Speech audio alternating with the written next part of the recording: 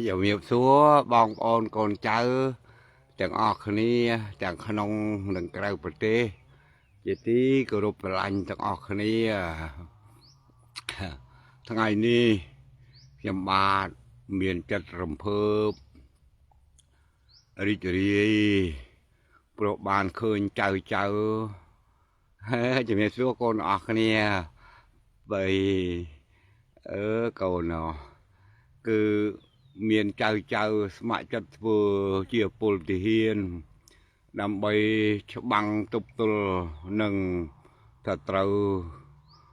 ឈ្លានពានប្រទេសយើងចៅបានមកសុំសេចក្តីណែនាំអំពីខ្ញុំក្នុងការធ្វើជាកងទ័ពជាតិរបស់យើងដើម្បីទប់ទល់នឹងប្រជាមិត្តការពារមាតុភូមិការពារប្រយោជន៍ជាតិទឹកដីនិងពលរដ្ឋរបស់យើងខ្ញុំបាទពិតជាមានមោទកភាពខ្លាំងដោយបានឃើញកូនចៅខ្មែរភ្ញាក់រលឹកមានស្មារតីអង្អាចក្លាហានឃើញហក់ចូលប្រយុទ្ធការពារជាតិមាតុភូមិដ៏អង្អាចខ្ញុំបាទពិតជាសូមគោរពនៅឧត្តមគតិដ៏ថ្លៃថ្លារបស់កូនរបស់ចៅ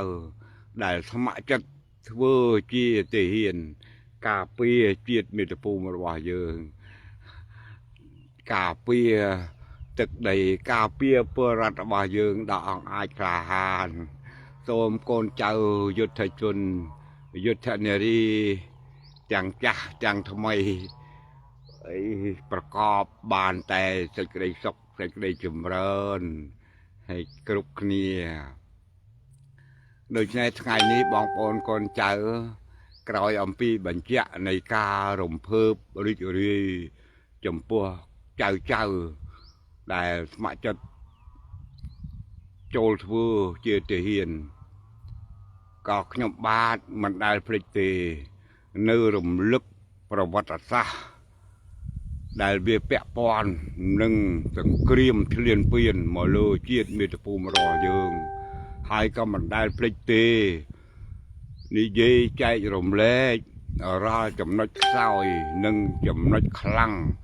របស់ប្រជាជាតិយើងដើម្បីឲ្យកូនឲ្យចៅទាំងកងទ័ពទាំងពលរដ្ឋមានឧទាហរណ៍និងមានបទពិសោធន៍សម្រាប់ប្រយោជន៍ការពារជាតិទឹកដីការពារពូជសាសន៍របស់យើងកុំឲ្យទៅត្រូវអាចមកសម្រាប់យើងដោយវិធីផ្សេងដូចសម័យប៉ុលពតបានសារជាថ្មីអញ្ចឹងហើយបានជាខ្ញុំនៅតែមកចូលរួមចែករំលែកទៅបងទៅប្អូនទៅកូនទៅចៅទាំងក្នុងនិងក្រៅប្រទេសដោយមិនគិតអំពីសុខភាពខ្លួនឯងទេហើយដូច្នេះណាសូមបងប្អូនកូនចៅកូនក្មួយជាគ្រូពេទ្យថ្មិញអរគុណកូនអរគុណកូនចៅគ្រូពេទ្យថ្មិញពេជ្រនីតាស្រួយស្រីខួចអរគុណកូនដូច្នេះមុននឹងខ្ញុំនិយាយគឺខ្ញុំសូមអាននៅបុព្វកថានៃរដ្ឋធម្មនុញ្ញរបស់យើងដែលបានបង្កប់នៅការឈឺចាប់ទុក្ខសោកនៅរឿងអតីតកាលសម្រាប់ចែកជូនបងប្អូនកូនចៅជាទីសន្តាប់ណាកូនណោះដូច្នេះហើយកូនមើលទៅធម្មជាតិខាងមកអត់បានប្រវល់ទៅណាកូនណោះចាំមើលប្រវល់តែខ្ញុំនឹងអានជូនកូនចៅស្ដាប់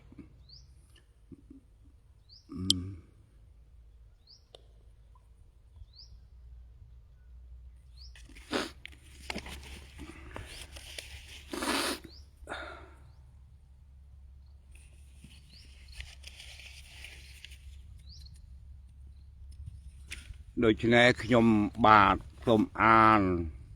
អំពីការថ្លែងក្នុងការជឿចាប់របស់ជាតិមាតុភូមិរបស់យើងដែលបានចែងនៅក្នុងរដ្ឋធម្មនុញ្ញផ្ដាំកូនផ្ដាំចៅខ្មែរទាំងអស់ហើយដើម្បីកុំឲ្យភ្លេចនៅដងដាននៃប្រវត្តិសាស្ត្ររបស់ជាតិយើងណាកូនណាដូច្នេះខ្ញុំសូមអានដូចតទៅបុព្វកថាយើងប្រជារាស្ត្រខ្មែរណាកូនណាប្រជារាស្ត្រខ្មែរមានន័យថាអ្នកដែលនៅក្នុងប្រទេសគ្រប់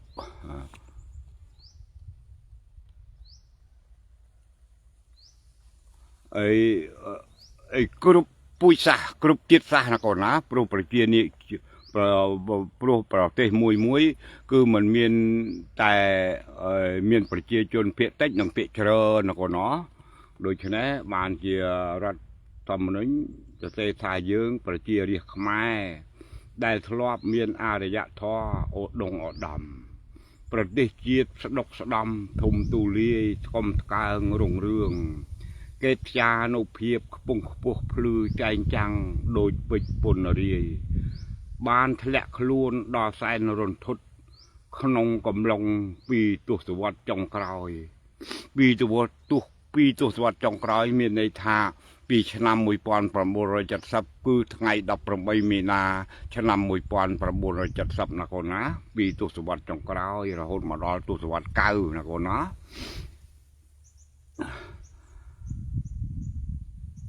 ទសវត្សរ៍ចុងក្រោយនេះធ្លាក់ឆ្លងកាត់ទុកសោកវិនាសអន្តរាយទ្រុឌទ្រោមអន់ថយមហាសោកស្ដាយបានភ្ញាក់រលឹកក្រោកឈរឡើងចង់បាច់ឆន្ទៈមោះមុតបដូរផ្ដាច់រួមគ្នាពង្រឹងឯកភាពជាតិកូនឃើញទេរដ្ឋធម្មនុញ្ញត្អូញត្អែឲ្យកូនពង្រឹងឯកភាពជាតិរក្សាការពារទឹកដីកម្ពុជាអធិបតេយ្យថ្លៃថ្លានិងអរិយធម៌ដ៏បវរកសាងប្រទេសជាតិឲ្យទៅជាកោះសន្តិភាពនគរណនេះឡើងវិញផ្អែកលើប្រព័ន្ធប្រជាធិបតេយ្យសេរីពហុបកធានាសិទ្ធិមនុស្សគោរពច្បាប់ទទួលខុសត្រូវខ្ពស់ចំពោះវាសនាអនាគតជាតិឲ្យបានឈានឡើងរីកចម្រើនលូតលាស់សម្បូររុងរឿងជានិច្ចជានិរន្តរ៍ជំពូក1ណាកូនណាកូនបានស្ដាប់ហើយពីការត្អូញត្អែរបស់រដ្ឋធម្មនុញ្ញអង្រួនបេះដូងកូនចៅខ្មែរទាំងក្នុងនិងក្រៅប្រទេសឲ្យទាំងអស់គ្នាមកគោរពជឿជាក់លើរដ្ឋធម្មនុញ្ញហើយប្រឹងប្រែងអនុវត្តឲ្យបានដើម្បីប្រយោជន៍សង្គមជាតិមាតុភូមិយើងណាកូនណាឥឡូវយើងឆ្លងពីមេត្រាទៅចោះណាកូនណាមុននឹងបកស្រាយមេត្រា1ចំពូក1អំពីអធិបតេយ្យមេត្រា1ប្រទេសកម្ពុជាជាព្រះរាជាណាចក្រដែលព្រះមហាក្សត្រទ្រង់ប្រតិបត្តិតាមរដ្ឋធម្មនុញ្ញនិងលទ្ធិប្រជាធិបតេយ្យសេរីភូបកព្រះរាជាណាចក្រកម្ពុជាជារដ្ឋឯករាជ្យអធិបតេយ្យសន្តិភាពអជាក្រិតអចិន្ត្រៃយ៍មិនចូលបកសម្ព័ន្ធមាត្រា2បូរណភាពទឹកដីរបស់ព្រះរាជាណាចក្រកម្ពុជាមិនអាចរំលោភបានដាច់ខាតក្នុងព្រំដែនរបស់ខ្លួនដែលមានកំណត់ក្នុងផែនទីខ្នាត1លើ100,000ធ្វើនៅចន្លោះឆ្នាំ1933ហើយដែលត្រូវទទួលស្គាល់ជាអន្តរជាតិនៅចន្លោះឆ្នាំ1969គឺក្រោយពេលមានរដ្ឋប្រហារតែមួយឆ្នាំទេណាកូនណាចំណុចនេះមួយហើយដែលកូនត្រូវចងចាំថាទឹកដីជាតិរបស់យើងនេះប៊ីសនឹងអស់អន្តរាយ ប្រសិនបើមិនអាចយកទៅតម្កល់ឲ្យអង្គការសហប្រជាជាតិពិភពលោកទទួលស្គាល់ទេនោះបរទេសជិតខាងនឹងលេបយកទឹកដីរបស់យើងតាមចិត្តតំណាងហើយដែលសម្ដេចព្រះនរោត្តមសីហនុលោកបានយកទៅតម្កល់យកលោកបានយកទៅចរចាឲ្យពិភពលោកទទួលស្គាល់ នៅក្នុងឆ្នាំ1969កូនឃើញទេផុតតែមួយឆ្នាំទេកូនប្រសិនណាបើយកទៅឲ្យពិភពលោកទទួលស្គាល់មិនទាន់ម្លេះសំកូនទាំងអស់គ្នាคล้ายទៅជាជនជាតិភាគតិចនៅលើទឹកដីមាតុភូមិខ្លួនឯងជាក់ជាមិនខានមួយនេះវាជាតម្លៃប្រវត្តិសាស្ត្រដែលលើកឡើងនេះអង្រួនបេះដូងកូនចៅខ្មែរទាំងក្នុងនិងក្រៅប្រទេសថាជាតិមាតុភូមិរបស់យើងពិតជារងហានិភ័យខ្លាំងណាស់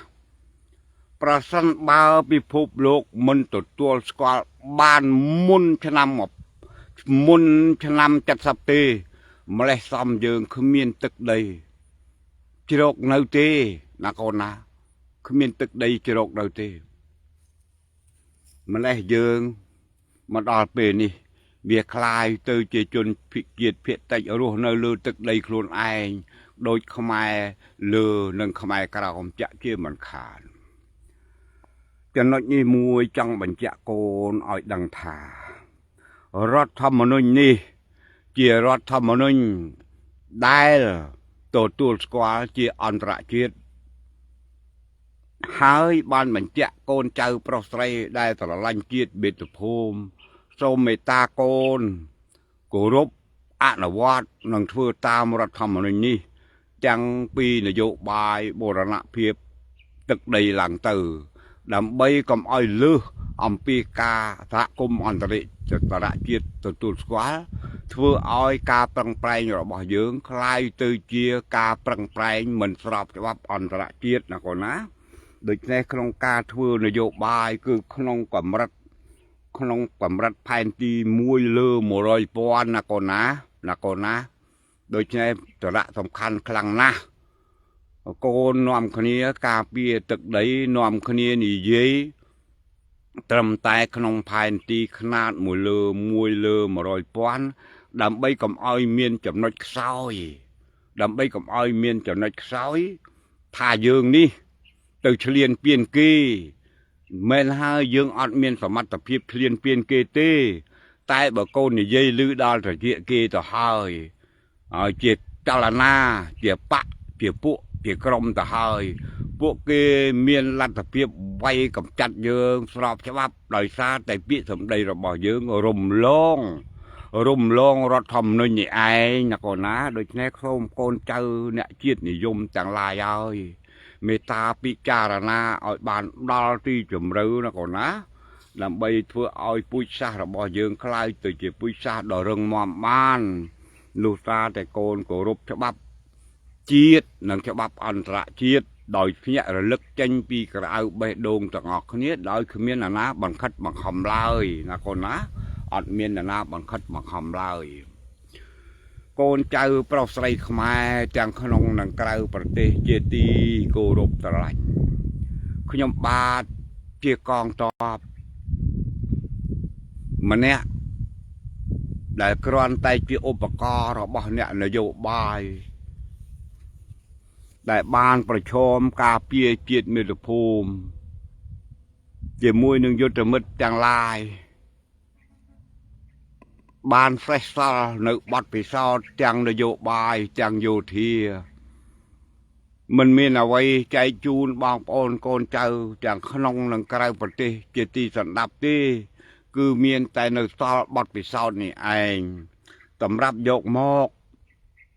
ចែកចាយជូនកូនចៅទាំងក្នុងនិងក្រៅប្រទេសជាទីសន្តាប់ក្រែងលោកូនចៅយល់ខ្លះអាចដកពិសោធន៍យកទៅធ្វើកិច្ចការជាតិមាតុភូមិរបស់យើងជាបន្តទៀតក៏ព្រោះតែកូនចៅទាំងអស់គ្នាទាំងក្នុងនិងក្រៅប្រទេសនេះហើយ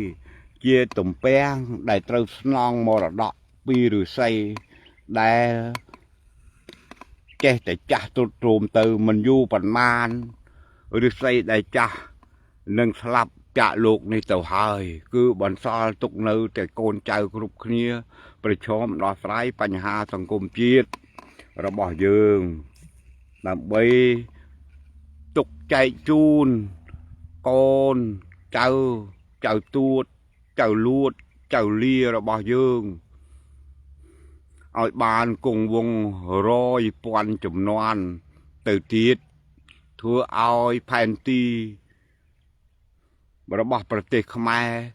នៅតែជាប់លើផែនទីពិភពលោកជាដរាបមិនឲ្យបាត់បង់ឡើយ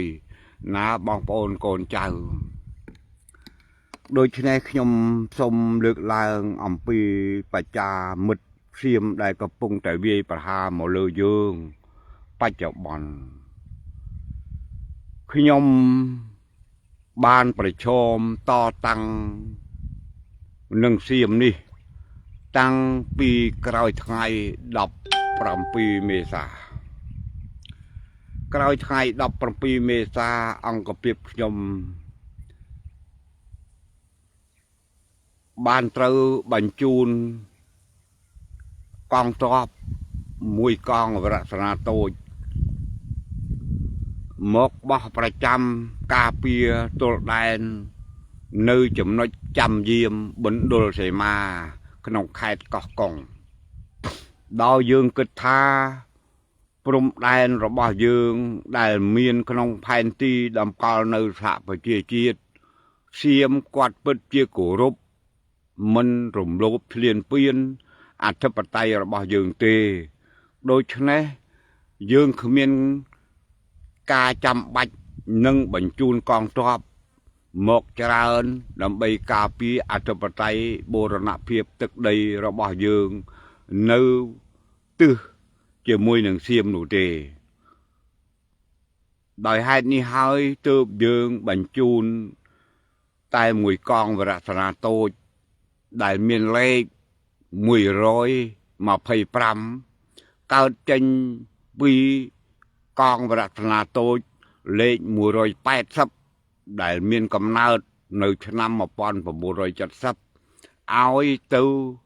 យាមការពារទំនាក់ទំនងល្អជាមួយនឹងប្រទេសសៀមនៅច្រកចាំយាមមួយនេះបើកូនអាចទុកកត់ទុកបានវាជាប្រវត្តិសាស្ត្រហើយ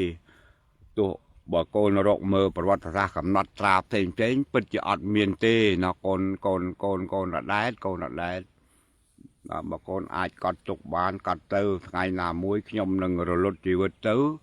រឿងទាំងអស់នេះវានឹងកូននៅចងចាំក៏ជាប្រវត្តិបុគ្គលណាកូនណាมันអាចទៅប្រៀបជាមួយនឹងប្រវត្តិសាស្ត្របានទេព្រោះខ្ញុំគ្មានសមត្ថភាពសាងប្រវត្តិសាស្ត្រឡើយណាកូនណាដូច្នេះជាប្រវត្តិបុគ្គលហើយតែមិនយូរប៉ុន្មានចាប់ពីខែមេសារហូតមកដល់ខែវិច្ឆិកាកងទ័ពមួយកងវរៈសេនាតូចនោះត្រូវសៀមទិញបានមេដឹកនាំត្រូវសៀមទិញមេដឹកនាំបានហើយបណ្ដោយឲ្យសៀមលុកលុយកកោកកាយយកសម្បត្តិទ្រព្យរបស់យើងផលអនុផលនៅក្នុងសមុទ្ររបស់យើងយ៉ាងកក្រឹកកក្រែងពេលនោះហើយទើបយើងតម្រេចចិត្តបញ្ជូនកងទ័ពថែមមក4កងវរៈសេនាតូចទៀតដើម្បីទប់ទល់ការពារអធិបតេយ្យបូរណភាពទឹកដីរបស់យើងនិងការពារផលប្រយោជន៍របស់ជាតិមាតុភូមិយើងមិនឲ្យបាត់បង់ទុកឲ្យកូនចៅជំនាន់ក្រោយពេលនោះកងវរៈសេនាតូច125លោកបានបាក់បែកខ្ចាត់ខ្ចាយអស់ហើយក៏ព្រោះតែលោកមេបញ្ជាការរបស់លោកស្ម័គ្រស្មោះទៅបម្រើសៀមដោយបណ្ដោយឲ្យសៀមលុកលុយក ก็โกกะกายขนงอธิปไตยระบอบยืงอย่างมาตะไรเกียรติโงนึงเรียบตะการะไตรสราระบายเปียเลียลุยลานเรื่องมวยนี้บ่ขยมมันเย่โกนอดดังโดยแน่โกนกิดมือเจ้าหายเรื่องมวยนี้เวียนอาจเกิดล้างจำพวกไอ้จะนอนโกนนึงจะนอนต่อตัวเทียดบ่ท่านจะโกนมันปรองประหยัดมันปรองประหยัดดอกปลายปัญหาจังดีเจเนื้อแค่วิจการมวยปวนประบุโรยจะสะพรำกองพลระบอบพวกยมบานบันไทมยุติชนบุญกองประสนาตัวเทียดดำใบตัวกาเปียตัวแดนตมดก็ได้จอบหนึ่งอธิปไตยระบอบเสียมบุญกองประดานโตนูมีนชมัวโดยต่อเติคือกองประธนาโตเลข130เลข130เลข133เลข134บ้านรวมគ្នាបង្កើតជាកងវរៈសនាធំលេខ17កូនណាកងទ័ពការពារទុនដែលគឺមានលេខណាកូនណាគឺមានលេខដូច្នេះមួយវរៈសនាធំធម្មតាវាមាន3កងវរៈសនាតូចក៏ប៉ុន្តែដោយចាំបាច់ដោយមានការចាំបាច់ក៏យើងត្រូវបញ្ចូលមកវរៈសនាតូចទៀតនៅក្នុងវរៈសនាធំលេខ17ឲ្យបានទៅដល់4កងវរៈសនាតូចដើម្បីការពារជាតិមាតុភូមិរបស់យើងពេលនោះប្រទេសសៀមក៏ព្យាយាមទិញមេដឹកនាំយើងទិញមេដឹកនាំរបស់យើងជាបន្តទៀតប៉ុន្តែមេដឹកនាំរបស់យើងគ្មាននរណាលក់ឧត្តមគតិក្បត់ជាតិទៅបម្រើសៀមនោះទេតែមានរឿងមួយដែលខ្ញុំនៅតែមន្ទិលសង្ស័យតើអ្នកសម្លាប់មេកងប្រធានតូចលេខ132នោះបញ្ជាមកពីណាកងមេកងវរៈតាតូចលេខ132គឺឈ្មោះគៀតខ្ញុំជម្រាបជូនកូនតែឈ្មោះមួយនេះទេពេលនោះយើងពិតជារីករាយជាមួយនឹងបងគៀតខ្លាំងណាស់ក៏ព្រោះតែសកម្មភាពរបស់លោកធ្វើលោកទទួលបានលេខ1ក្នុងការបង្កើនផលស្រូវព្រោះកងទ័ពរបស់យើងណាកូនណាអត់មាននរណាឧបត្ថម្ភទេទៅដល់ទីណាគឺធ្វើស្រែស៊ីខ្លួនឯងណាកូនណាដូច្នេះគ្រប់កងទាំងអស់គ្នាគឺធ្វើស្រូវគឺបានមិនដល់បង្គាតទេបង្គាតធ្វើស្រែនៅមណ្ឌលសីមាបានទិន្នផលស្រូវច្រើនជាងគេធ្វើឲ្យល្បីក្នុងមួយកងវរៈសនាធំលេខ17នេះឯងតែមិនដឹងហេតុអីខ្ញុំដឹងវាមិនច្បាស់ឬថាបង្គាតលួចតាក់ទងជាមួយនឹងសៀមដោយអាចកំបាំងមិនយូរប៉ុន្មានក្រោយពីលឺលិចរៀងដល់តិចតួចក៏មានកងពិសេសរបស់ក្រសួងការពារជាតិគឺសុនសេនបានមកចាប់ខ្លួនបង្គាតចេញពីច្រកចាំយាមមណ្ឌលសីមាខេត្តកោះកុងនោះទៅខ្ញុំអត់ដឹងបង្គាតគេយកទៅណានោះទេតែខ្ញុំគ្រាន់តែដឹងថាហេតុអីបានគេចាប់បង្គាតហើយលឺលិចរៀងតិចតួចបំផុតតាមរយៈក្រមនិរសាថាបង្គាតលួចតាក់ទងសៀមជាសម្ងាត់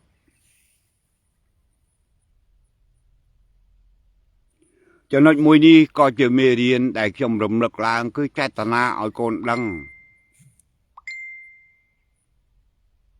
ឲ្យកូនដឹងថាដងដានប្រវត្តិសាស្ត្ររបស់ជាតិមាតុភូមិយើងវាយ៉ាងម៉េចដើម្បីកូនមានតថៃកក្នុងការពិចារណាក្នុងការប្រុងប្រយ័ត្នក្នុងការការពារបូរណភាពទឹកដីបន្ទាប់ពីអស់បង្គាតទៅកងទ័ពទាំង3កងអនុសនាធំ3កងអនុសនាធំគឺ1កងវរណាតូចណាកូនណា1កងវរណាតូចហើយខ្ញុំសូមមិនបញ្ចេញឈ្មោះបន្ថែមទៀតទេព្រោះវាអាចប៉ះពាល់សិទ្ធិបុគ្គលណាកូនណាសិទ្ធិបុគ្គលដូច្នេះដើម្បីរក្សាសិទ្ធិបុគ្គលគឺយើងមិនអាចបញ្ចេញឈ្មោះបន្ថែមទៀតទេ3កងវរណា3កងអនុសនាធំនោះក៏ត្រូវបានទទួលមេថ្មីក្រោយពីយើងទទួលមេថ្មីមកគឺសៀមចាប់ផ្ដើមក្តៅក្រហាយហើយសៀមចាប់ផ្ដើមបាញ់មកលើយើងជាជំពាមកៅស៊ូណាកូនណាជាជំពាមកៅស៊ូបាញ់ក្បាលយើងរាល់ថ្ងៃពីជំពាមកៅស៊ូតែយើងអត់ធ្មត់មិនតមិនតាំងជាមួយនឹងគេទេព្រោះយើងអត់ត្រូវការធ្វើសង្គ្រាមជាមួយនឹងសៀមទេយើងត្រូវការពេលវេលាកសាងជាតិមាតុភូមិរបស់យើងគឺយើងមិនចង់មានចំនួនជាមួយនឹងសៀមទេយូរទៅនៅពេលដែលឃើញយើងមិនតដៃជាមួយនឹងគាត់ក៏ចាប់ផ្ដើមធ្វើជារៀលកំភ្លើងមកលើកយើងកំភ្លើង M16 មួយថ្ងៃមួយគ្រាប់ពីរគ្រាប់មួយគ្រាប់ពីរគ្រាប់មកលើយើងបន្ទាប់មកទៀតយើងនៅតែមិនតដៃនឹងគាត់ទេបន្ទាប់មកទៀតក៏គាត់រៀលកំភ្លើងសេវ័នធីណាយមកលើយើងដោយគាត់គិតថាគាត់ប្រាប់ថាអើយរឿងទាំងអស់វាជារឿងអចេតនាទេកូនតាហ៊ានវារៀលឲ្យយើងរបួសម្នាក់ក្នុងការរៀលរបស់គាត់ហើយគាត់បាញ់ទៅពីមទៅក្បាលយើងគាត់ថាអូវាជាអចេតនាទេគ្មានគំនិតអីមកបាញ់យើងទេតែយើងនៅតែមិនធ្វើអ្វីគាត់នោះទេសុកចិត្តបែកក្បាលបែកក្បូងរបួសគឺចង់រក្សាព្រំដែនខាងលិចឲ្យคล้ายទៅជាព្រំដែនសន្តិភាពប៉ុន្តែពួកគាត់ពុតជាសាហាវខូខើខ្លាំងណាស់នៅពេលដែលឃើញយើងមិនតមិនវ៉ាគាត់ក៏ប្រើនាវាចម្បាំងមកក៏កោកកាយក្នុងអធិបតេយ្យជាតិរបស់យើងដោយនាំកប៉ាល់ធំរាប់រយគ្រឿងមកនេសាទយ៉ាងកក្រឹកកក្រែងនៅនឹងមុខនៅទល់នឹងមុខកោះកុងក្រៅគឺចំលំហណាកូនណាគឺចំលំហហើយនៅខាងមុខគឺកោះគួរស្រូវនិងកោះឆ្លាមដែលជាកោះតូចនៅខាងមុខកោះ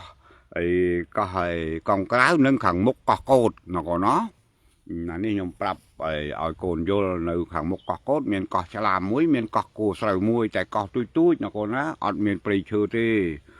កោះហើយគួរស្រូវនោះមានដើមដូងមួយដើមហើយតែថ្មតែដីកោះឆ្លាមនោះមានតែដុំថ្មជាកន្ទីតាំងរបស់សត្វអំពីសត្វអំពីសមុទ្រកូនវាពងវាកូននៅទីនោះឯងពួកសៀមវាយចូលលុកក្នុងទឹកដីយើងរហូតមកបាញ់សម្លាប់យុទ្ធជនរបស់យើង3នាក់ទៀតនៅនឹងបាក់ខ្លងណាកូនណានៅបាក់ខ្លងនោះគឺជាមាត់ព្រែកហើយមាត់ព្រែកដែលយើងចូលមកទីក្រុងខេមរៈភូមិន្ទហើយធ្វើឲ្យពលទាហានយើងស្លាប់3នាក់យើងក៏យប់ឡើងព្រោះយើងទៅថ្ងៃអត់បានទេកូនព្រោះនាវាចម្បាំងសៀមវាកាលនោះវាប្រើកប៉ាល់លេខ7លេខ4លេខ3និងលេខ11លេខ7គឺជានាវាមួយយ៉ាងដូចជារថភ្លើងណាកូនណា việc bạc máu về để việc hà mà lứa dướng việc đạch kia pi bay cầm nặng hai miền là buôn lươn đôi kia chấm nay nì việc lấy bấy cứ chia nì việc nì việc vay lục mà còn á nơi lừa nì việc nó miền pra ta cầm lương hào thật đây sẽ hào thật đây sẽ thì bàn tay bên nơi nì việc lấy bấm bớt cứ về miền cầm lương thông anh chẳng tờ nì việc lấy đập muối cứ khơi tục ở thom cái chạy ra nơi bị cái tôi việc nì việc lấy bốn cứ việc mò mình nhặt nhọt thế hay lấy đập muối để miền tục dân hóa có mò mình nhặt nhọt đây mò nhặt nhọt những cái cứ lấy bấm bớt năng lấy bầy hai việc lục bánh lục về hà mà lời dưỡng rùm trang dân hóa đập muối một tùm lẹมูลทานตัวประบอเยื้องในเรือก่อยอในเรือก่อยอนะคนนักขังกล้อยกับเรื่องเดกาจัดสปรมุยตรเสียมตุ่มเดะกรอบใบอาทมทมนึงแบบบงคืนประมุยกรอบทมทมปลัวใจเวียนผมได้อัดเตามูลทานยืงที่นาคนหัวตะกรอยกรณีบานกลมติดจำกาขนาวยังอาหารลิงเถอะจำไรกรอบรกแกviệc bánh bả há từ lược hàng trong có hai thằng cặp bông phai là con á nó chia cả lại là dương tăng ở phương mà phơi mm mỗi đám nâng đê ca mà rồi bảm mùi mm là bà mới căng mà đám tại vụ việc bánh ọt trâu thì con bánh ọt trâu thì cứ rồi bùa dương mà nè tay phần nọ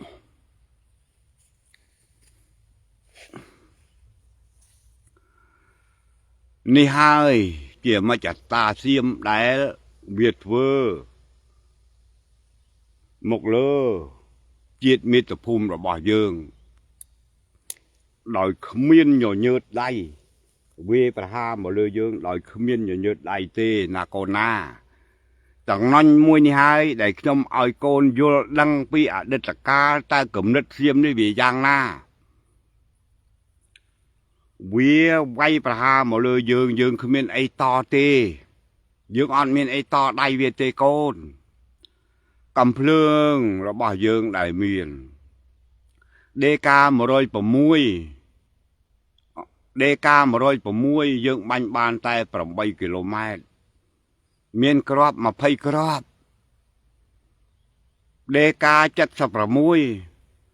để dương ai bánh ban trong ngày đập buôn km khoảng 700 mét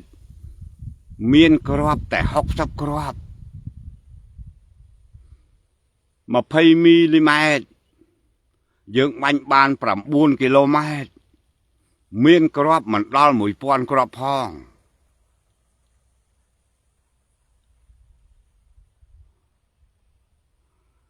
นี่วีจะบังสตรูบัญประหาเยือง10 kmหลังเตอในตัวมุกกำเพลิงเดกาจัดสปรมุยแต่ยังอาจบ้าน14 กิโลประมาณ100 เมตรวิอัดหมดจิตหนูดีวิบักเจนสระแอบหนังก็โคตรแต่เมียนจำง่ายปีกำเพลิงระหว่างยัง38 km viêng một càng theo anh tôi một các con cá hai vi bà ha một lời dương thưa ai đây ca cho thằng môi mình ai mong ba một thứ hàng con các con cá bánh chui tu chưa đó bà dương đại bóng pẹ đọc pili cứ biết làm bay nâng bóng pẹ cầm phương đây ca cho thằng pram đại bánh ban tay pram môi tay pram bơ lô mai tay pram nóโดยใช้วิจับดาววิปราเยืองตั้งปี10 กิโลเมตรงอมอะไรโดยใช้เยืองคือมีรัฐเพียบแต่สู้จะมวยหนึ่งเวียบานที่กับโปรแต่เยืองมีแต่ตุกเชื่อนะก่อนนะตุกเชื่อแต่ประชังจะมวยหนึ่งตุกได้hai kỳ miênจังกับปลาห่อกับเพลิงกรุบทนเด็ดพอจะนัดมวยนี่หายตืบทั่วเอาเยืองบังคำจัด វាយចូលតាមដីគោកបង្ខំចិត្តវាយចូលតាមដីគោកព្រោះបើយើងអង្គុយចាំស្លាប់អធិបតេយ្យរបស់យើងនឹងត្រូវបាត់បង់ដូច្នេះទាំងអស់គ្នាគឺស្ម័គ្រស្លាប់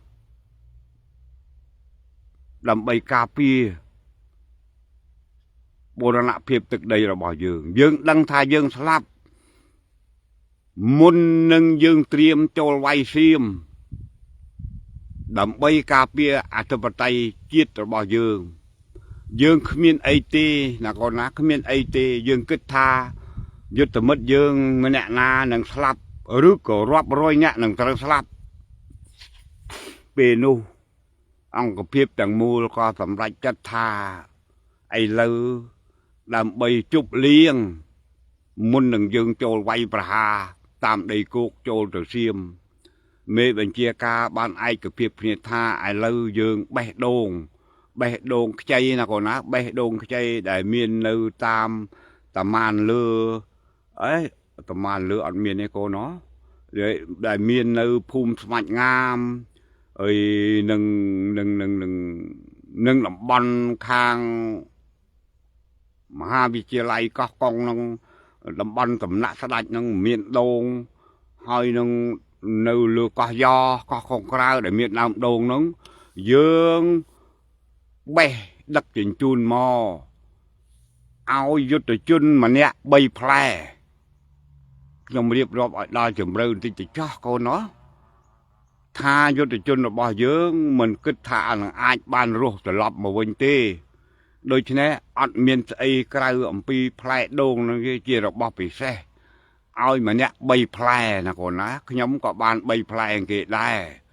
ហើយក្នុងចំណែកដូងនោះឲ្យពលទាហានរបស់យើងបានហូបទឹកដូងហូបសាច់ដូងនោះម្នាក់3ផ្លែមុននឹងធ្វើការប្រយុទ្ធសៀមគេសម្បូរគ្រាប់ណាកូនណាសៀមគេបូរសម្បូរគ្រាប់គេបាញ់បែងកាឡាមកលើយើងធ្វើឲ្យយើងរបួសស្លាប់យ៉ាងច្រើនប៉ុន្តែឆន្ទៈរបស់យុទ្ធជនខ្មែរមួយរូបគឺបដូរផ្ដាច់មិនចោះញោមចំពោះទៅត្រូវឈ្លានពាននោះទេកងទ័ពរបស់យើងបានវាយបុកចូលដល់តំបន់ខ្លងហាតធ្វើឲ្យទីផ្សារខ្លងហាតត្រូវឆេះដោយសារតែក្របកំភ្លើងពេលនោះហើយទើបមហាក្សត្រប្រទេសថៃភូមិបុលអដុលយ៉ាដេតបានព្រមចរចាបានព្រមគោរពអធិបតេយ្យខ្មែរ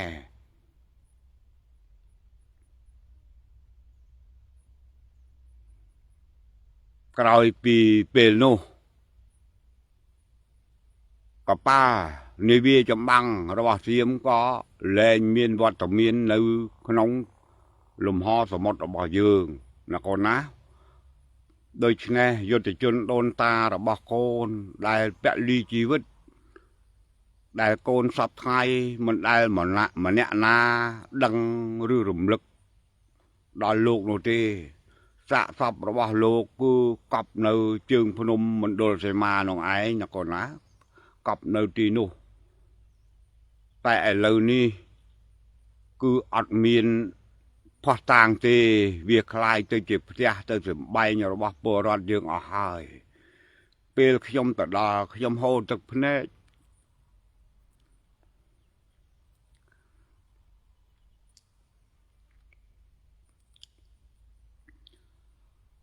តែអត់ហ៊ានហាស្ដី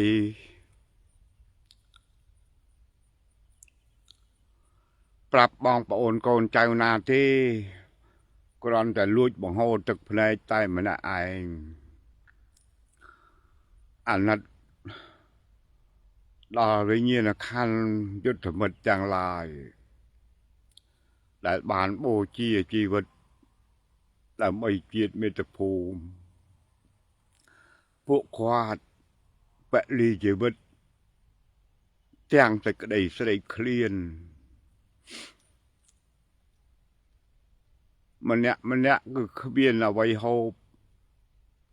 ឲ្យឆ្ងាញ់ពិសាម្ដងណាទេ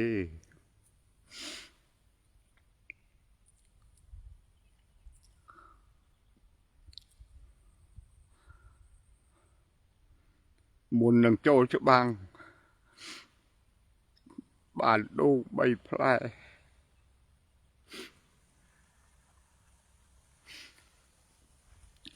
សុំទោសកូនរំជួលចាត់ពេកនៅពេលនឹកឃើញ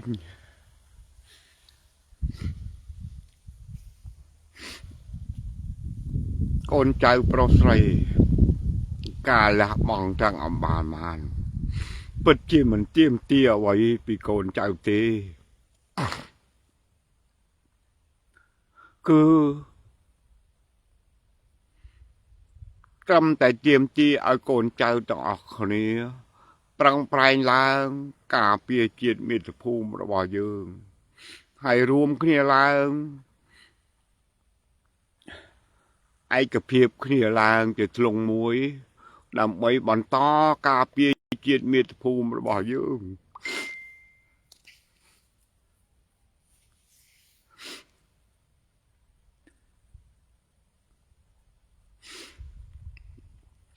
រក្សាពូជពងខ្មែររក្សាពូជសាសន៍ខ្មែរកុំឲ្យបាត់បង់តែប៉ុណ្ណឹងទេមិនទាមទារឲ្យកូនចៅអ្វីលើសពីនេះទៀតទេសុំទោសកូននិយាយដល់រឿងនេះវារំជួលចិត្តខ្លាំងពេកនឹកដល់យុទ្ធមិត្តដូច្នេះសូមកូនអភ័យទោសផងនៅការនិយាយមកនេះណាកូនណា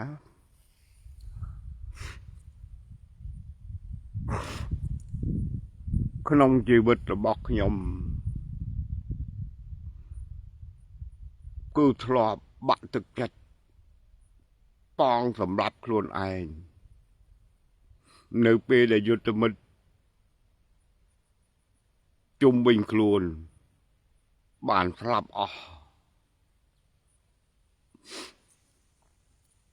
តែសំឡេងបងផានបានស្រែកផ្ដាំមុននឹងផុតដង្ហើមឲ្យខ្ញុំសងសឹកការពារជាតិទោះបីកន្លងទៅ50ឆ្នាំទៅហើយ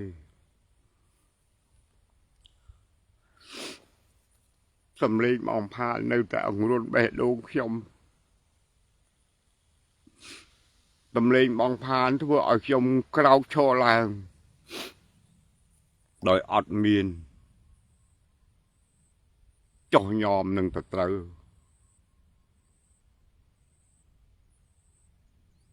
ហើយជីវិតរបស់ខ្ញុំក៏ចេះតែរស់រានមានជីវិតរហូតមកដល់ជួបបានកូនចៅគ្រប់គ្នាហើយបរិយាយប្រាប់កូនចៅគ្រប់គ្នាមុននឹងអស់ជីវិតទៅក៏តំលេងនេះបានឮដល់កូនចៅគ្រប់គ្នាថាវរៈជនដូនតារបស់កូនអត់ទាមទារអីពីកូនទេគឺត្រឹមតែអង្វរកូនចៅខ្មែរទាំងអស់គ្នាមករួមសាមគ្គីគ្នាជាធ្លុងមួយដើម្បីប្រយោជន៍ជាតិទឹកដីរបស់យើងកុំឲ្យបាត់បង់តែប៉ុណ្ណោះ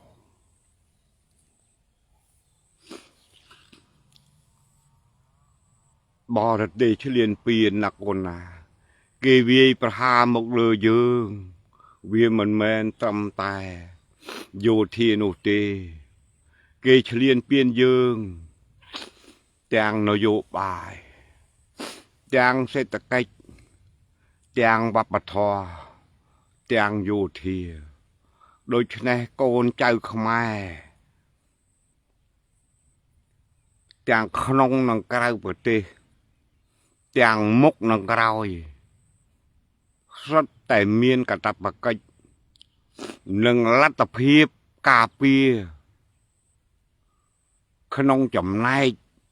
ទាំងអស់កូនខ្លះ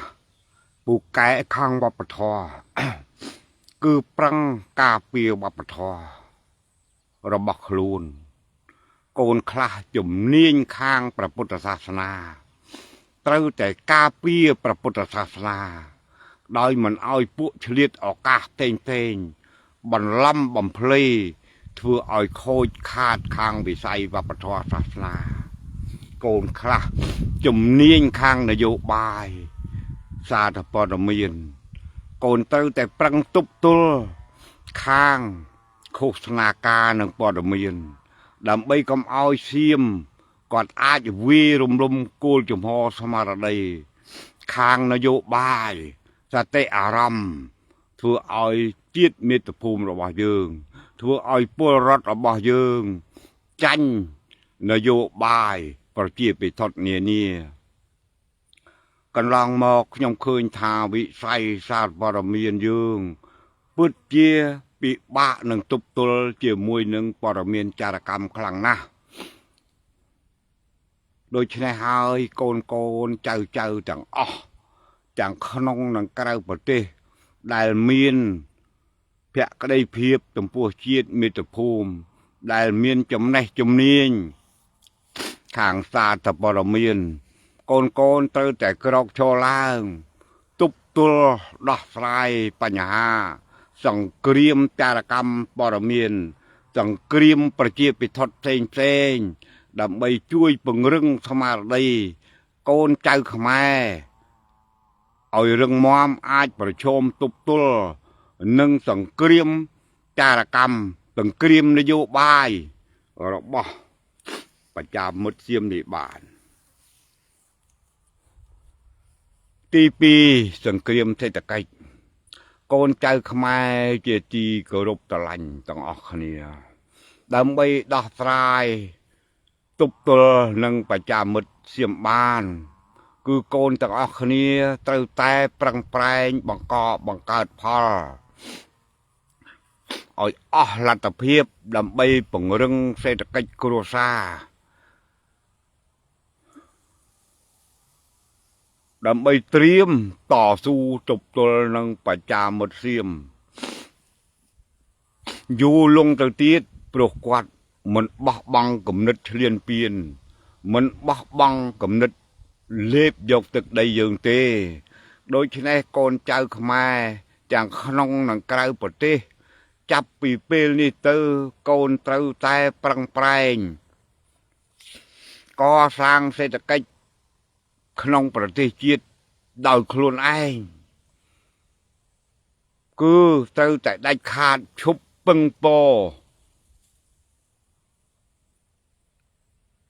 សេដ្ឋកិច្ចពីប្រទេសជាតិសៀមនេះតទៅទៀតដើម្បីយើងមានកម្លាំងពលំគ្រប់គ្រាន់ដើម្បីការពារជាតិមាតុភូមិយើងជាបន្តទៀតដើម្បីសេដ្ឋកិច្ចជាតិរបស់យើងអាចធានាចិញ្ចឹមពលរដ្ឋរបស់យើងបានធានាកែប្រែជីវភាពពលរដ្ឋរបស់យើងឲ្យរីកចម្រើនទៅបានដាច់ខាតត្រូវតែផឹកប្រឹងថែរក្សានយោបាយនៅប្រទេសខាងកើតទោះបីកូនស្អប់ទោះបីកូនខឹងតែកូនត្រូវតែប្រតិកម្មការពារត្រឹមតែក្នុងផែនទីຂະຫນាតលើ100,000ដែលបានចែងនៅក្នុងរដ្ឋធម្មនុញ្ញសូមកូនទាំងអស់គ្នាកុំមានគំនិតជ្រុលនិយមទៅទាមទារអ្វីដែលជារឿងបង្កឲ្យមានវិបត្តិនៅខាងកើតដោយគ្មានប្រយោជន៍ហើយខុសច្បាប់នឹងអន្តរជាតិធ្វើឲ្យយើងមានអរិយភាពនៅខាងកើតដោយមិនចាំបាច់ដែលវានាំឲ្យប៉ះពាល់ដល់សេដ្ឋកិច្ច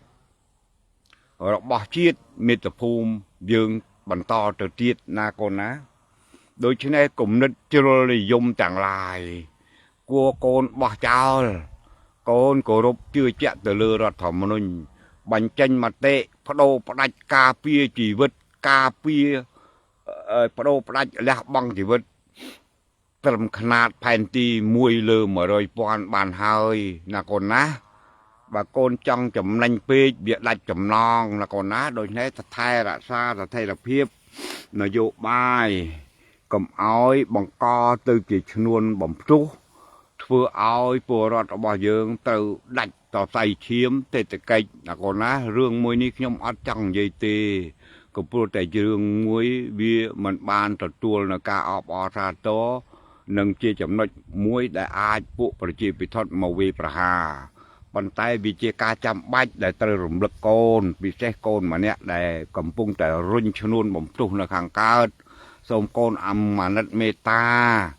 កាលណាសូមកូនអាណិតមេត្តាកុំសាបព្រោះនៅទង្វើដែលមិនបានការទៀតណាកូនណាចៅណាអាណិតជាតិអាណិតទឹកដីរបស់យើងបើកូនបង្កអរិយភាពនៅទល់ដែនខាងកើតដោយយកគំនិតជាតិនិយមរំលងរដ្ឋធម្មនុញ្ញវាធ្វើឲ្យកើតអរិយភាពនៅទិសខាងកើតវាធ្វើឲ្យជះឥទ្ធិពលខ្លាំងដល់សេដ្ឋកិច្ចគ្រួសារខ្មែរគ្រប់គ្រួសារតែម្ដងក៏ព្រោះតែសេដ្ឋកិច្ចរីកចម្រើនបានគឺត្រូវពឹងសរសៃឈាមសេដ្ឋកិច្ចមិនបង្កអរិយភាពចំពោះប្រទេសជិតខាងនោះទេណាចៅណាចៅធ្វើនយោបាយជាតិត្រូវឆ្លាតវាងវៃណាចៅណាមិនត្រូវធ្វើនយោបាយអត្តឃាតជាតិខ្លួនឯងនោះទេវាបានតែល្អមើលតែវាស្លាប់ទៀតណាកូនណាឲ្យឆ្លាតវាងវៃឡើងកូនអីដូច្នេះខាងយោធារដ្ឋាភិបាលកំពុងតែប្រឹងប្រែងហើយឯខាងនយោបាយគឺរដ្ឋាភិបាលកំពុងតែប្រឹងប្រែងហើយបច្ចុប្បន្នប្រទេសនៅលើពិភពលោកគេកំពុងអាណិតមេត្តាដល់ខ្មែរហើយចាប់ផ្ដើមងាកមកជួយខ្មែរជាបន្តបន្ទាប់ដោយមានជំនួយអំពីប្រទេសនានាជាបន្តបន្ទាប់ជួយមកដល់ជនភៀសខ្លួនហើយប្រទេសនានាក៏ចាប់ផ្ដើមចូលខ្លួនមកជួយដោះស្រាយបញ្ហាចំនួនខ្មែរសៀមនេះហើយមិនយូរប៉ុន្មានយើងនឹងបានចប់សពគ្រប់នៅសង្គ្រាមយោធានេះហើយណាកូនណានៅចប់សពគ្រប់នៅសង្គ្រាមយោធានេះហើយប៉ុន្តែទោះបីចប់សង្គ្រាមយោធាតែសង្គ្រាមនយោបាយសង្គ្រាមសេដ្ឋកិច្ចសង្គ្រាមចារកម្មវានៅតែបន្តដូច្នេះហើយកូនទាំងអស់គ្នាចាប់ពីពេលនេះទៅកូនត្រូវប្រឹងប្រែងរៀនសូត្រដើម្បីទប់ទល់នឹងសង្គ្រាមចារកម្មព័ត៌មានចារកម្មនយោបាយដែលវាកំពុងវាយលុកមកលើកូនគ្រប់គ្នាកូនដឹងហើយព័ត៌មានទាំងឡាយដែលលឿនរហ័សគឺព័ត៌មានចេញពីសៀមមកទាំងអស់ហើយខ្មែរដែលគាត់ស្ម័គ្រស្មោះជាមួយនឹងសៀមគាត់ចែកចាយបន្តមកដល់ក្នុងពលរដ្ឋយើងជាទូទៅនៅពេលកូនមិនយល់មិនដឹងថាអ្វីទៅជាសង្គ្រាមចារកម្មព័ត៌មានកូននឹងទទួលយកមកហើយអារម្មណ៍របស់កូននឹងភិតនឹងភ័យកូននឹងវាយតម្លៃថាសៀមនឹងវាមានឥទ្ធិពលគ្រប់ដណ្ដប់លើជាតិមាតុភូមិរបស់យើងរហូតដល់កូនទាំងអស់គ្នាចៅទាំងអស់គ្នានឹងមនុស្សចាស់មួយចំនួនលែងជឿទៅរដ្ឋាភិបាលជាក់ស្ដែងថ្ងៃមួយខ្ញុំកំពុងអង្គុយជាមួយនឹងមេបញ្ជាការកងទ័ពទិសប្រាសាទតាក្របីយើងនិយាយអំពីយុទ្ធសាស្ត្រយុទ្ធវិធីដើម្បីទប់ទល់នឹងប្រជាមិត្តមុននឹងឈានចូលវាយប្រហារត្រាប់តែមើលឃើញ Facebook ថាឈាមយកប្រាសាទតាក្របីបាត់ទៅហើយចំណែកបងប្អូនកូនចៅខ្មែរចូលមើលហើយបង្ហោះផ្សាយបន្តយ៉ាងកក្រឹកកក្រែងបើយើងគិតមករហូតមកដល់ពេលនេះមិនតិចទេកូនចៅខ្មែរទាំងក្នុងនិងក្រៅប្រទេសចាញ់អបាយកលចារកម្មព័ត៌មានដែលមានម៉ាស៊ីនឃោសនាជាខ្មែររបស់យើងនៅខាងក្រៅប្រទេសដែលលោកមានប្រជាប្រិយភាពខ្លាំងណាស់ក្នុងការផ្សព្វផ្សាយព័ត៌មានចែកចាយដោយយកពីសៀមទាំងស្រុង ដោយយកពីសៀមទាំងត្រង់ឯនៅក្នុងប្រទេសខ្មែរគាត់យកព័ត៌មានពីចារកម្មរបស់គាត់នៅការបំផ្លិចបំផ្លាញផ្ទះសម្បែងសាលារៀនខ្ទេចខ្ទីអំពីការស្លាប់របស់កងទ័ពបញ្ជូនសារទៅឲ្យគាត់ហើយគាត់ក៏ចាប់ផ្ដើមផ្សំគុំគ្នាជាមួយនឹងព័ត៌មានសៀមគឺបញ្ជូនចែកចាយមកផ្ទៃក្នុងប្រទេសធ្វើឲ្យពលរដ្ឋរបស់យើងកូនចៅរបស់យើងវង្វេងនឹងព័ត៌មានចារកម្មនេះឯងធ្វើឲ្យទាំងអស់គ្នាចាប់ផ្ដើមដកសេចក្តីទុកចិត្តពីរដ្ឋាភិបាលបន្តិចម្ដងរហូតលែងជឿរដ្ឋាភិបាលតែម្ដងនេះហើយឥទ្ធិពលនៃចារកម្មព័ត៌មានណាកូនណាឥទ្ធិពលនៃចារកម្មព័ត៌មានធ្វើឲ្យកូនបាត់ជំនឿទៅលើអ្នកដឹកនាំទីបំផុតនឹងចាញ់អបាយកលតែត្រូវឆ្លៀនពៀនដូចទសវត្ស70ពាក់ជាមិនខានដូច្នេះទាំងអស់នេះគឺជាលទ្ធភាពរបស់កូនហើយរបស់ចៅហើយឯខ្ញុំនិយាយនេះទៅគឺផ្ដល់បទពិសោធន៍ឲ្យកូនយល់ដឹងតើអ្វីទៅដែលជាចារកម្មព័ត៌មានណាកូនណាដូច្នេះកងទ័ពរបស់យើងដែលនៅជួរមុខគឺបិទប្រព័ន្ធអ៊ីនធឺណិតដើម្បីការពារអាយុជីវិតរបស់កងទ័ពរបស់យើងមកខាងក្រោយទីតាំងឆ្ងាយទើបមានប្រព័ន្ធអ៊ីនធឺណិតចុះហេតុអីបានជាឃើញអីក្នុងរូបភាពទាំងអស់នោះវាមានការបាញ់ប្រហារចាក់ស្ដែងភ្លាមមកឃើញនឹងមកឃើញដល់យើងគ្រប់គ្នាបើទាហានយើងទៅបានបិទប្រព័ន្ធអ៊ីនធឺណិតអស់ទៅហើយដូច្នេះវាមានតែសៀមគឺមានតែសៀមនឹងឯងហើយណាអ្នកថ្លៃបន្តគឺក្រុមដែលទទួលយកព័ត៌មានពីសៀមយកទៅផ្សាយបន្តពីប្រទេសក្រៅចូលមកក្នុងហើយអ្នកក្នុងគឺแชร์បន្តកូនណាប៉ុន្តែមួយណាកូនណាមិនមែនជារឿងធម្មតាទេកូនទៅតែប្រឹងប្រែងជួយទប់ស្កាត់គ្នាបើមិនជួយទប់ស្កាត់គ្នាទេនៅក្នុងជាតិរបស់យើងវានឹងបែកបាក់ឯកភាពជាតិអស់ជំនឿទៅលើថ្នាក់ដឹកនាំតែអស់ជំនឿទៅលើថ្នាក់ដឹកនាំមកវាជាឱកាសក្រុមឧទាមអាចប្រមូលយើងឲ្យคลายទៅជាគូបដិបកជាមួយនឹងជាតិខ្លួនឯងហើយបរទេសវានឹងអង្គុយមើលទៀតណាកូនណាវានឹងអង្គុយមើលទៀតដូច្នេះបើកូនមិនជួយគ្នាទេពលរដ្ឋរបស់យើងមិនបាច់ថាក្មេងមិនបាច់ថាចាស់ទេគឺចុងក្រោយបើយើងមិនមានវិធានការទប់ស្កាត់យើងពលរដ្ឋរបស់យើងទាំងចាស់ទាំងក្មេងនឹងចាញ់អបាយកលចារកម្មហើយនាំគ្នាស្អប់រដ្ឋាភិបាលរបស់យើងជាឱកាសមួយដែលធ្វើឲ្យបរទេសឈ្លានពានអាចបំបែកឯកភាពជាតិហើយសម្រេចយកទឹកដីរបស់យើងតាមការចង់បានរបស់វាជាក់ជាមិនខានណាកូនណានេះទៅមួយដែលខ្ញុំនៃ5ផ្ញើទៅកូនទាំងអស់គ្នាឲ្យរួមគ្នាដោះស្រាយបញ្ហាហ្នឹងណាកូនណាហើយនៅក្នុងពេលនេះនឹងទៅអនាគតកូនទាំងអស់គ្នាคล้ายទៅជាចរន្តនយោបាយមួយដើម្បីរក្សារដ្ឋធម្មនុញ្ញយើងឲ្យមានតម្លៃរដ្ឋធម្មនុញ្ញរបស់យើងត្រូវតែបើកឲ្យពលរដ្ឋទាំងពីរភេទចូលរួមធ្វើនយោបាយគឺអត់មានរដ្ឋធម្មនុញ្ញណាហាមមិនឲ្យពលរដ្ឋធ្វើនយោបាយនោះទេដូច្នេះដើម្បីធ្វើនយោបាយបានល្អធ្វើនយោបាយវាមិនខូចខាតដល់ជាតិមាតុភូមិធ្វើនយោបាយមិនចាញ់ឧបាយកលចារកម្មព័ត៌មានវិធានសាសនាវិឆេទកម្មសន្តិសម្ព័ន្ធលុះត្រាតែកូន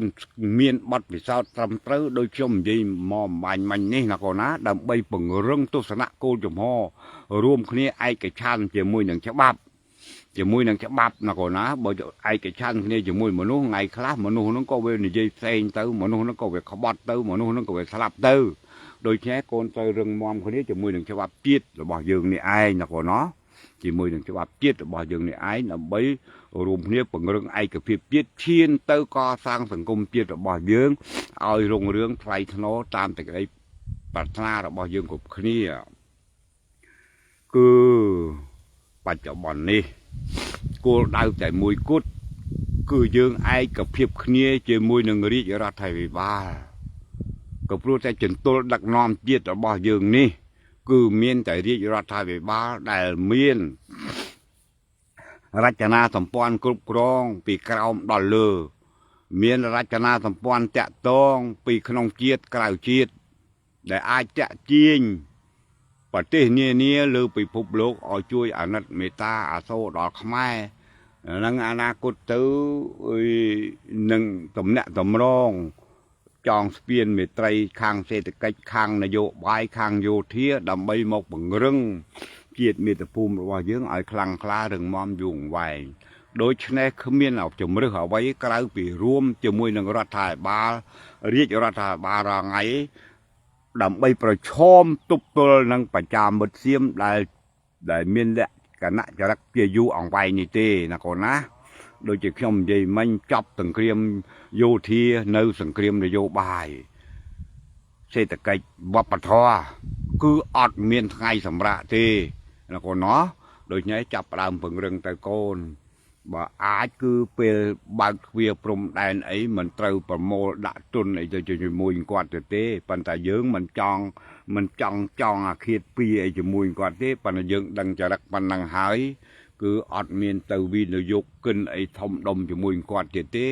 ព្រោះថ្ងៃណាមួយគាត់ក៏លាស់ខ្លួនផងយើងងាប់បាត់ទៅទៀតដូច្នេះនេះជារឿងមួយដែលខ្ញុំពោលឡើងសម្រាប់កូនអរគ្នាគោលដៅរបស់យើងណាកូនណាពេលនេះគឺសម្រុកទាំងស្មារតីទាំងសម្ភារៈថាវិការចែករំលែកគ្នាទៅជួយជនភៀសសឹកទៅជនពុះជួយជនក្រីក្ររបស់យើងនៅតាមទល់ដែនព្រោះជនពលរដ្ឋរបស់យើងនៅជាយដែនគឺទៅសង្ឃឹមទៅលើកសិកម្មនឹងឯងទាំងគ្រួសារតប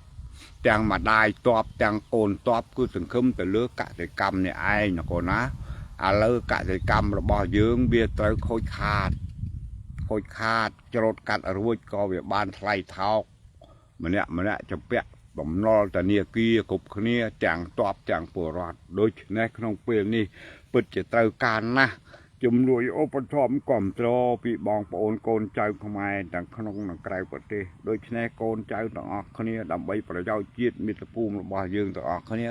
ត្រូវតែប្រឹងជាបន្តទៀតណាកូនណាត្រូវតែប្រឹងជាបន្តទៀតដើម្បីជួយពង្រឹងគោលចំហស្មារតីដល់កងទ័ពដល់ពលរដ្ឋរបស់យើងនៅតាមជាយដែនណាកូនណាហើយនឹងរួមគ្នាទប់ទល់នឹងចារកម្មទាំងឡាយទាំងចារកម្មស៊ើបអង្កេតទាំងចារកម្មវិធានសាសនាវិឆេទកម្មព័ត៌មានទាំងចារកម្មសន្តិសម្ព័ន្ធណាកូនណាកូនកុំបង្ហោះបង្ហាញបន្ថែមឬក៏មិនបាច់ទៅសរសេរដៀលស្មេះគេនោះទេព្រោះពួកគេបើកូនដៀលស្មេះគេនឹងប្រតិកម្មមកវិញគេជេររាយជាអីដល់ជាដូនជាតាយើងហើយគ្រាន់តែកូនមិនแชร์មិនបង្ហោះថែមគឺវាគ្រប់គ្រាន់ហើយណាកូនណាដូច្នេះមុននឹងបញ្ចប់ខ្ញុំបាទសផលសូ